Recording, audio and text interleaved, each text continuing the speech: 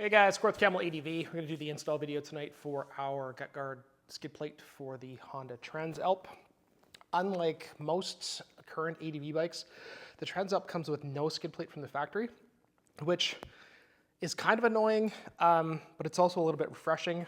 Stock skid plates are usually really thin aluminum, like 16th inch aluminum, and they don't do much of anything. They're more of a splash guard. So it's almost refreshing that Honda didn't do it and annoying at the same time. To do any off-road riding, and when I say off-roading, I don't even mean going to Moab and doing really hard stuff. I mean, you're doing a BDR, you're riding gravel roads or fire roads, and you hit one rock wrong and it flips up and hits the oil sump or hits the exhaust, you can do some pretty serious damage. So it's best to put a skid plate on the bike. Obviously, we're a bit biased because we make skid plates. But this is a very cool, capable bike. It does need some protection though. Our install is pretty straightforward and the skid plate is very robust, so it will get you where you need to go. So the skid plate itself is 3/16 aluminum welded inside and out, and then powder coated. So we've got it in black and silver. And then we've got some very beefy brackets. These are 3/16 stainless. And the skid plate does not mount to the motor at all. It is frame mount in all locations. And then we've got a bunch of fasteners here, so we'll go through where everything goes and which fastener goes where. There's also a splash guard piece, which is going to go on the skid plate here to fill in some of the gaps. We didn't want to make this all aluminum in here. It's a bunch of extra weight that you don't need. And we wanted to make this removable so that when you go to do an oil change, you can pop this off to get access to the filter at the front. This is actually going to be the first step, the first thing that we do when we do the install. So we're going to actually throw this piece on. So in your kit, there are 5 sheet metal U-nuts, 5 M5 by 5x16 bolts, and 5 flat washers. And you're going to need a number 4 Allen. So the thread portion of the nut goes on the back side here. So we're just going to slide these on. These ones have already been on this thing, so they're stretched out a little bit. Usually they're bent down like that, so they can be a bit challenging to get on. But there's the bent up section here. So you're going to put that on the bottom and then like roll it over is the plan. Or is the play, I should say. And these holes are slotted, so you may need to slide the U-nuts back and forth to get them where they need to be. So I want to make sure that we have these all the way on the plastic. So we're just going to put this on the bench and give it a push because we want this back edge touching the plastic. And then we've got the 5 M5 bolts here. So you take this, the section with the 3, just match up the holes here. We're going to put the first one on, M5 bolt with a flat washer. And if you're struggling to get this to start, it's likely that your U-nut is not centered on the slot here, which is what's happening to me on this first one. This little bit of plastic here is kind of derailing things. So you just need to make sure that that's on all the way. And then I would grab one at the bottom here, do the same thing, just get it started. And again, if you need, just slide the U-nut around to make sure that you've got it in the right spot. And once you've got them all started, you can tighten them up. And I'm just going to start with the middle.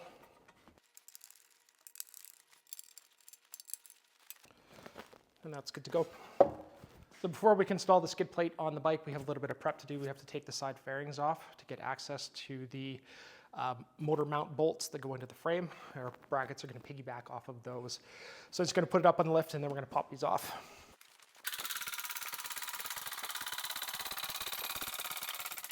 So on the fairing here, we've got 1 bolt up top, 1 at the front, 1 at the bottom.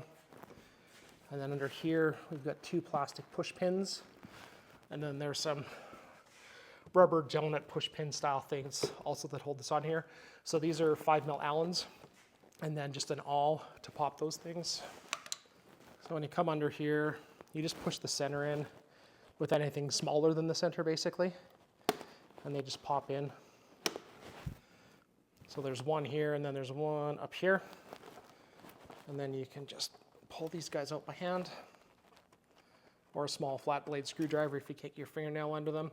So these guys, this is the release position. This is the install position, and that's the locked position. So we're just going to reset those before we put them back in. So I'm just going to demonstrate this on this side, and then the other side is exactly the same. So we're just going to take these bolts here.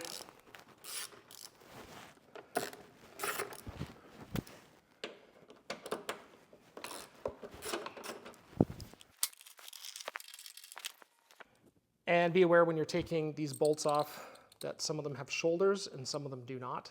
So just make a note when you're taking them out. This is also a 6mm and this is a 5, the one with the shoulder here. So just be aware of that when you're taking them out. Those out, we're just going to grab the fairing here. There's a couple of rubber push pin kind of things in here. So just grab the fairing and give it a light pull out. And there's 3 of these guys, 1, 2, 3. So just be aware of that. There's a rubber donut here, 1 here, and then 1 on the tank. I'm just going to go to the other side and do it. There's no need to bring the camera over because you've already seen it.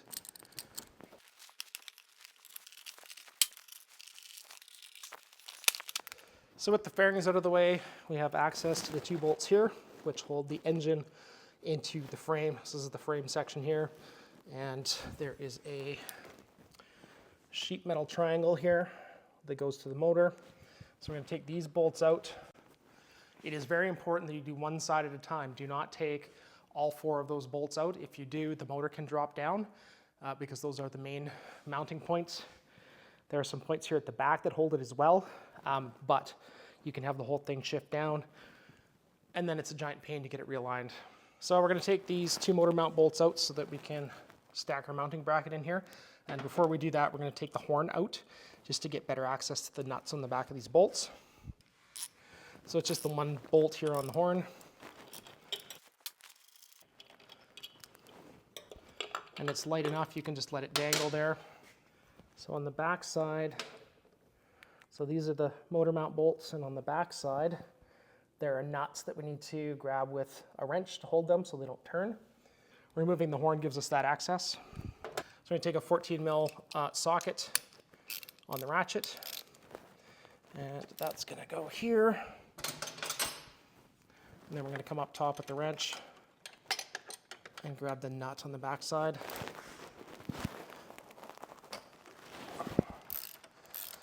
And loosen that. And pull the bolt out. And the OEM nut, set that aside. We're not going to be reusing them. Unfortunately, they're too short to let us stack our mounting bracket in with those bolts. We do need to replace them. And again, with the wrench in the back side.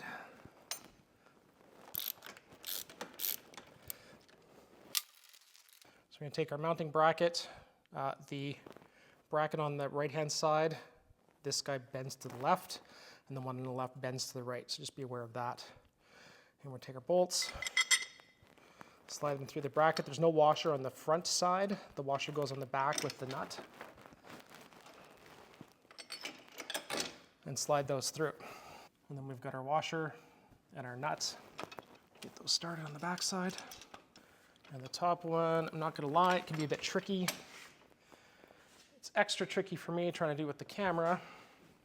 And if there were an easier way to do this, we would have done it. So if you have child-sized hands or you have a child that you can recruit for the job, it might be worth it. So I just started the bolt here to get that nut going. We've got an M8 Allen here for these bolts. And we've got a 17mm wrench to now hold the nuts on the back side. I'm just going to start on the bottom one here.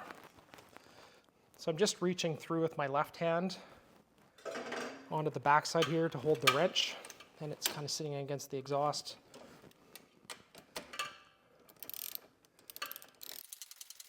We're not fully tightening these. We want to be able to wiggle these once we get the skid plate on there.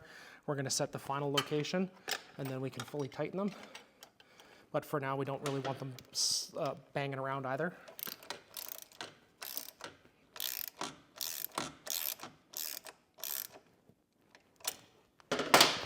So they're just tight enough, just loose enough that these will move, but they're not easily banging around. Now, if you go to put these bolts in and you can't get them lined up, and when I say that, I mean you get the bolts through the frame section here, but that factory bracket on the back side there, you can't get them in properly. You're going to have to crack this nut here, or this bolt. So this bolt is what holds the bracket to the motor. And on this bike, when we went to put these bolts in, that bracket was kind of skewed off on an angle, and the hole on the back on the sheet metal bracket was not in line with the frame, and you cannot get the bolts in. So you may have to crack that to allow the sheet metal bolt or the sheet metal bracket to move here to get the bolts through and the nuts on, and then you can come back and tighten that. So this is a 17 mil socket here. So just something to be aware of on both sides. So we're going to go around to the left side of the bike, and we're going to do the same thing there. So then same situation on this side. We're going to take these two bolts out, nuts on the back side. Factory stuff is 14 mil nut and 14 mil bolt head. It's not the bolt, it's the head size that I'm referring to.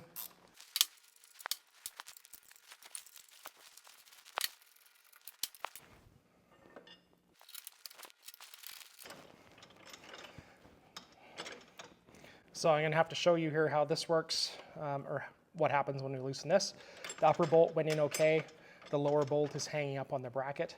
I'm going to put the nut on the upper bolt just to kind of keep the momentum we got with that, and don't have to worry about that bolt falling out.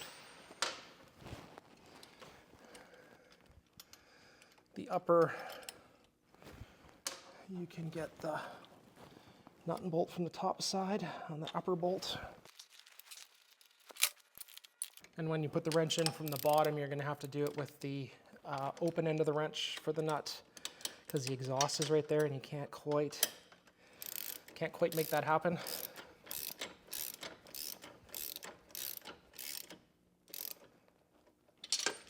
So just tight enough. So this bolt here is tight. So just be aware of that. Just break this loose. And that allows you to move this bracket. You can see a little bit of wiggle here in the bracket. And when you do that, you can get this bolt started. And then we're going to go behind and put the nut and washer on. The lower bolt on this side is a bit tricky with the rad and the exhaust there. I got it.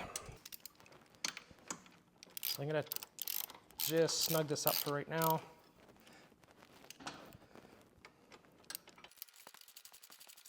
And again, a little bit of movement here is what we're after. So we're going to install our left side lower rear mounting bracket. So I'm going to pop this bracket out. It holds the vent hoses here for the bike.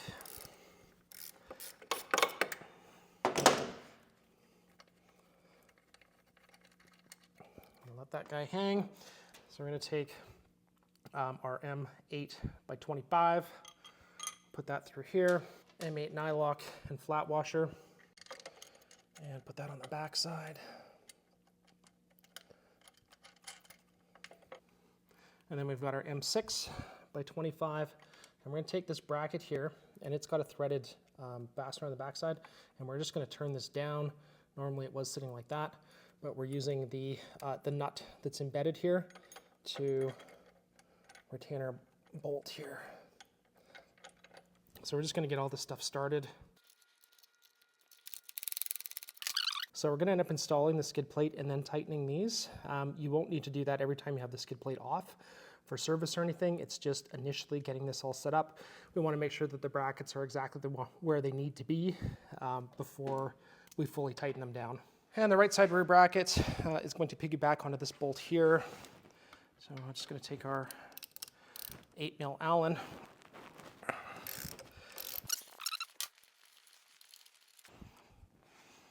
And then we're going to put our bracket on here and then start this bolt. So because of the angle that's bent in here behind this bracket, we need to put a spacer to take up that distance. It's going to be hard to shoot the video showing the spacer as I do it. So let's do it that way. And then we've got an M8 bolt, or M8 nylock I should say, and a flat washer. So 13 mil wrench on the back side and a 5 mil Allen. We've got a little bit of movement here, which is what we want. I'm going to take an M8 by 25 flathead and a countersunk washer, flat washer and a nylock. And we're going to lift the skid plate up, put the bolt through. I'm putting a little bit of pressure down on the skid plate just so that bolt doesn't turn. And I can get the nut started. And then I'm going to go to the other side and do the same thing. Again, 8 by 25, countersunk washer, flat washer, nylock.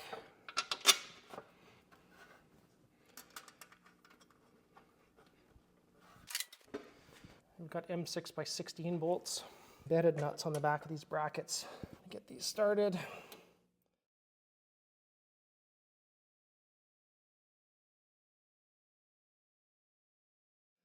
So I did have to roll this bracket ahead a little bit to get it started, which is exactly why we left it loose. And these can get fully tightened because they are countersunk bolts. And then we're going to go around to the other side. We're going to put the countersunk bolts in. We're going to make sure that everything is seated properly, and then we can fully tighten everything. So just having a look down here. I'm going to move this. This bracket has to come forward a little bit. So I'm just going to roll it up.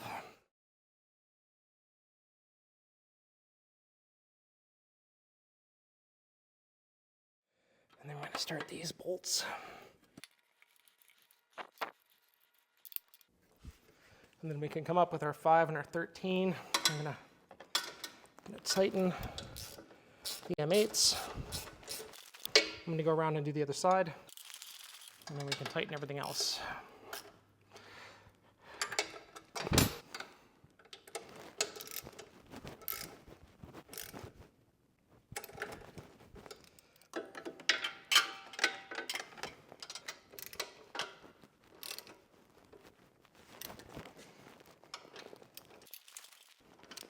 So we're going to tighten up these lower rear mounting brackets. So again, wrenches on the back here to hold the nuts. Torque this stuff. Open end of the wrench for the top one. Makes it a lot easier to grab. And then if you did have to crack these, we're going to torque these to the OEM factory spec. And then we're going to reinstall our horn. So the skid plate install is done. We just need to reinstall our panels, which are the exact same process as when we took them off, just backwards, obviously. So if you lubricate these guys before you try and push them into the rubbers, they go in a lot easier. So a little bit of silicone spray goes a long way. So you're just going to line that up. You can kind of feel, just looking at body lines, you can feel where those rubber donuts are. And just give them a little push here. And then we can add our bolts. The short M6 bolt goes up into the tank.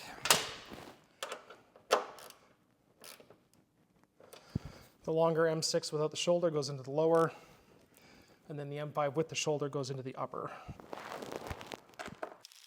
And then with the push pins in the reset position, I got one here. And then the other one's in the top. So again, I'm going to go to do the other side. It's the same as this side, so there's no point in showing you that. That wraps up the install for the Camel ADV Gut Guard on the Honda TransAlp. As always, if you have any questions, info@camel-adv.com. Thanks for watching.